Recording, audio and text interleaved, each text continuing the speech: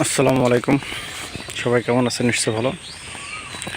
অবশ্য আপনার স্ক্রিন দেখতে পাচ্ছেন আমবাগান ফাঁকা হয়ে গেছে, কারণ হচ্ছে গত বছর যে ঝড় হয়েছিল, ঝড়ে আমবাগান পুরো শেষ।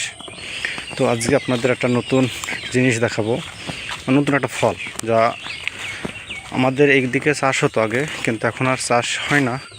তো আমি এদিন যেতে গিয়ে দেখছি এই চাষটা আমাদের এখানে একজন করেছে। তো ভিডিওটা সম্পূর্ণ দেখার চেষ্টা করবেন। তো অবশ্যই আপনারা ওই চাষটার দিকে একটু আগ্রহ হবেন, কারণ ওর ফলগুলো খেতে খুব ভালো লাগে। আর সামনে যেটা দেখতে পাচ্ছেন, এটা হচ্ছে ভৈরব নদী। ভৈরব নদীর ভিডিও অবশ্য আপনারা আমার অনেক পেয়েছেন, কারণ ভৈরব নদীতে মাছ ধরা, গোসল করা, ঘাট পরিষ্কার করা, এইগুলো হচ্ছে সবরি কলা।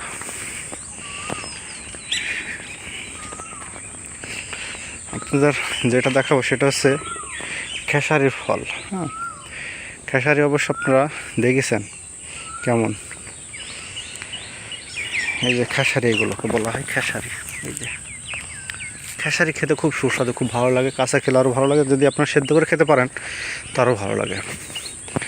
আর যদি মনে করেন যে বক্রমের অবশ্যই নাম শুনেছেন, বা বক্রমের ভিডিও আপনারা পেয়েছেন। এইটুকু আছে খেসারি, ওই জায়গাটা বক্রম আছে। হ্যাঁ,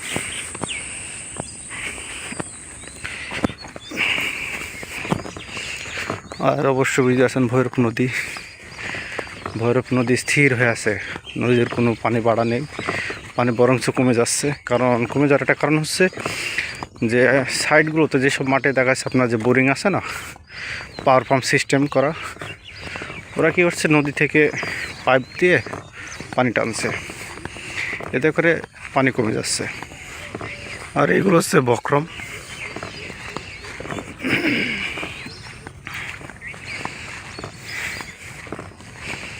আর হচ্ছে ভৈরব নদীতে শুনছে নাকি খুব গাছ উলকাচ্ছে এখন।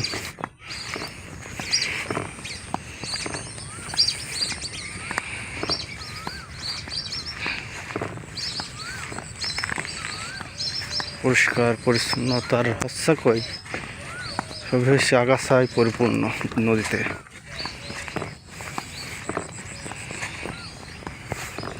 একজনকে দেখছি ভৈরব নদীতে নৌকা নিয়ে ঘুরে বেড়াতে, মাছ ধরছে।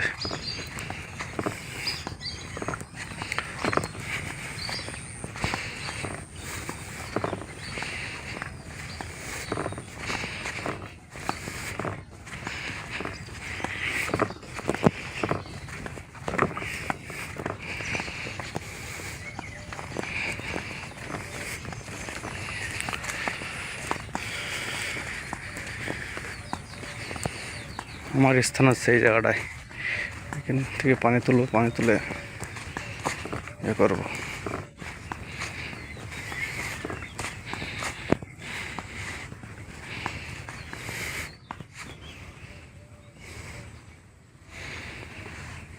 তো দেখতে পাচ্ছেন ভৈরব নদী কেমন।